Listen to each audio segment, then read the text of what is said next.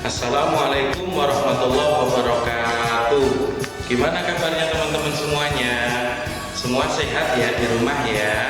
Meskipun teman-teman masih berada di rumah, pembelajaran kita masih jarak jauh, teman-teman tetap harus semangat belajarnya harus selalu ditingkatkan, dan jangan lupa tetap jaga kesehatan. Gimana teman-teman tadi sudah belajar di tema 2, subtema 1, pembelajaran 1, 2, dan 3. Tadi sudah paham ya? Nah, sekarang kalian akan belajar di tema 2, subtema 1, pembelajaran 4, 5, dan 6. Nah, dari pembelajaran ini nanti silahkan kalian disimak ya penjelasan dari Ustadz.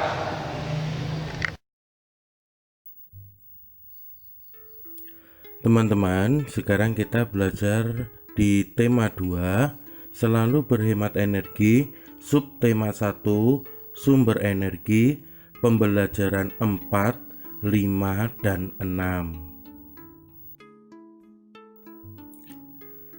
Muatan pelajaran PPKN, pembelajaran 4, 5, dan 6. Kompetensi dasar 3.2, mengidentifikasi pelaksanaan kewajiban dan hak sebagai warga masyarakat dalam kehidupan sehari-hari. Melaksanakan hak dan kewajiban dalam menggunakan energi listrik. Listrik termasuk salah satu sumber energi utama bagi manusia. Kita semua berhak memanfaatkan energi listrik, akan tetapi ada kewajiban yang harus kita laksanakan, yaitu menghemat dalam penggunaannya. Pelaksanaan hak dan kewajiban harus seimbang. Artinya, kewajiban harus kita laksanakan terlebih dahulu. Setelah melaksanakan kewajiban, maka kita akan mendapatkan hak. Nah, sekarang apa contoh kewajiban dalam menghemat penggunaan energi listrik? Contoh yang pertama adalah mematikan peralatan listrik jika tidak digunakan. 2. Mematikan lampu pada siang hari atau pada saat tidur. 3. Memilih peralatan listrik yang hemat energi. Dan yang keempat adalah menggunakan peralatan listrik jika dibutuhkan saja. Nah, itu adalah beberapa contoh kewajiban kita dalam menghemat penggunaan energi listrik. Selanjutnya, hak dan kewajiban dalam menjaga sumber energi minyak bumi. Salah satu sumber energi yang berasal dari fosil adalah minyak bumi. Minyak bumi adalah salah satu sumber energi yang tidak dapat diperbarui karena proses terbentuknya membutuhkan waktu yang sangat lama. Oleh sebab itu, setiap orang harus melakukan penghematan supaya energi selalu tersedia hingga masa yang akan datang. Energi minyak bumi digunakan untuk mendukung berbagai aktivitas manusia, misalnya menjalankan sepeda motor, menjalankan mobil, menjalankan mesin-mesin industri, dan lain sebagainya. Nah, sekarang bagaimana cara kita untuk menghemat penggunaan minyak bumi? Cara menghemat penggunaan minyak bumi adalah 1. Berjalan kaki atau menggunakan sepeda jika kita bepergian jarak dekat. 2. Meminimalisir penggunaan kendaraan pribadi jika sedang bepergian. 3. Memanfaatkan fasilitas kendaraan umum untuk melakukan perjalanan. Dan cara yang keempat, menggunakan energi alternatif yang dapat menggantikan minyak bumi. Nah, ini adalah beberapa contoh cara bagaimana kita supaya bisa menghemat penggunaan minyak bumi. Nah, teman-teman, sampai di sini bisa dipahami ya.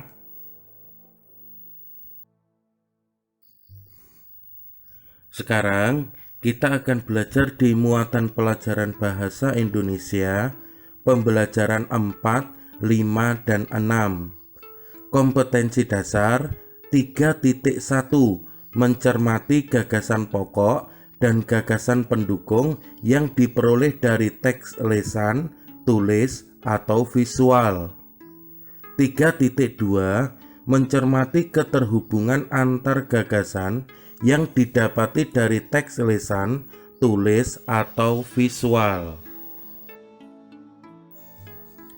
Nah, teman-teman, kita akan belajar tentang menemukan gagasan pokok berdasarkan teks visual. Nah, apa yang dimaksud dengan teks visual? Teks visual adalah proses menyampaikan informasi kepada pembaca dengan menggunakan gambar. Informasi berdasarkan teks visual atau gambar dapat kita susun dalam bentuk paragraf. Ketika melihat teks visual, kita dapat menentukan gagasan pokoknya. Kemudian, kita dapat membuat paragraf berdasarkan gagasan pokok dari teks visual tersebut. Bagaimana cara langkah-langkah kita membuat paragraf dari teks visual? Langkah-langkah membuat paragraf dari teks visual yaitu: pertama, cermati gambar dengan seksama. Yang kedua, tentukan gagasan. Dan yang ketiga adalah tentukan gagasan pendukungnya. Gitu ya teman-teman ya, cara bagaimana kita membuat paragraf dari teks visual tersebut. Cermati dulu gambarnya.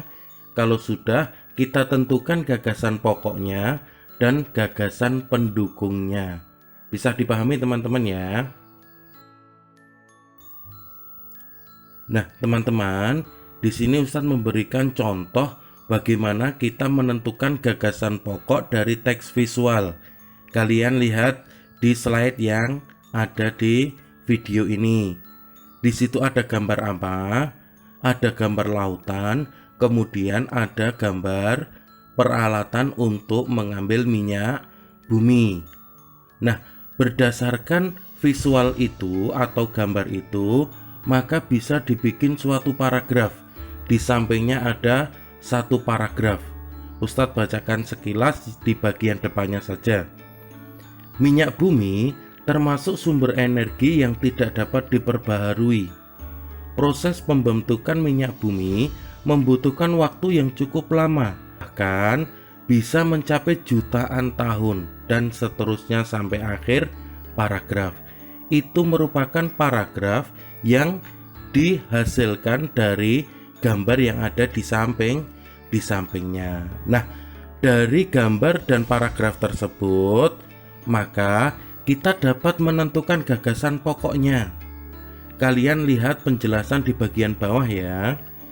Berdasarkan teks visual tersebut, kita dapat menentukan gagasan pokoknya. Adapun gagasan pokok dari teks visual adalah minyak bumi merupakan sumber energi yang tidak dapat diperbarui. Nah, itu adalah contoh bagaimana kita menentukan gagasan pokok dari teks visual. Langkahnya tadi apa? Yang pertama, dilihat terlebih dahulu, dicermati gambarnya. Kalau sudah, tentukan gagasan pokoknya dan gagasan pendukungnya. Ini adalah contoh bagaimana kita menentukan gagasan pokok dari teks visual. Bisa dipahami teman-teman ya. Selanjutnya, kita akan belajar di muatan pelajaran IPS, pembelajaran 4, 5, dan 6. Kompetensi dasar 3.1, mengidentifikasi karakteristik ruang dan pemanfaatan sumber daya alam untuk kesejahteraan masyarakat dari tingkat kota atau kabupaten sampai tingkat provinsi. Teman-teman, sekarang kita akan belajar tentang persebaran sumber daya alam Indonesia berdasarkan kondisi alam. Indonesia adalah negara kepulauan terbesar di dunia dengan jumlah pulau 17.504 pulau menurut data Departemen Dalam Negeri Republik Indonesia tahun 2004. Setiap pulau di Indonesia memiliki sumber daya alam yang melimpah, baik dari segi jumlah maupun nilai ekonominya. Persebaran sumber daya alam di Indonesia terbagi menjadi dua, yaitu 1. Persebaran hasil tambang, 2. Persebaran bumi dan laut. Setiap daerah di Indonesia memiliki sumber daya alam yang berbeda dengan daerah lainnya. Karena apa? Karena keadaan alam setiap daerah yang berbeda-beda.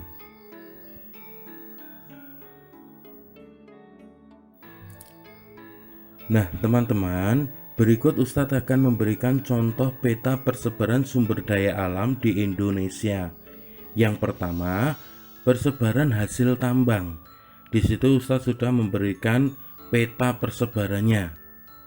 Begitu banyaknya hasil tambang yang ada di Indonesia, sehingga jika kalian lihat, setiap daerah yang ada di daerah Indonesia bisa menghasilkan hasil tambangnya. Misalnya hasil tambang aluminium, kemudian ada asbes, kemudian ada aspal, kemudian ada batu bara, kemudian ada bauksit, kemudian ada belerang, kemudian ada biji besi, kemudian ada emas dan perak, kemudian ada fosfat, kemudian ada garam, kemudian ada gas alam, dan lain sebagainya. Begitu banyaknya hasil tambang yang dihasilkan di negara kita Indonesia. Kalian bisa lihat peta persebaran yang Ustadz berikan di video ini.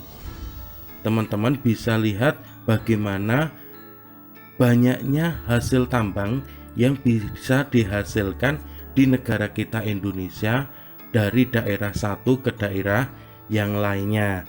Kalian simak ya teman-teman ya.